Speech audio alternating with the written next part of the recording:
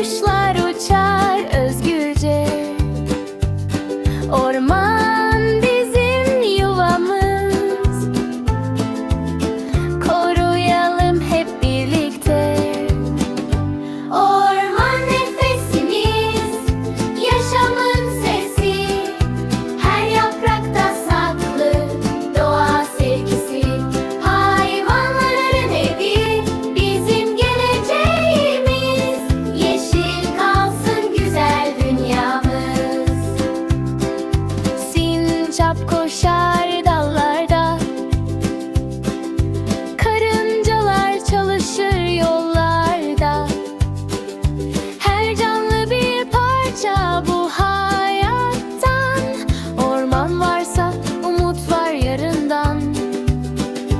Orman nefesimiz, yaşamın sesi, her yaprakta saklı doğa sevgisi. Hayvanların evi, bizim geleceğimiz, yeşil kalsın güzel dünyamız. Bir fidan dik, umut büyüsün, toprak sevinsin, dünya gülsün. Bugün korursak yarın yaşar, orman bize hayat sunar.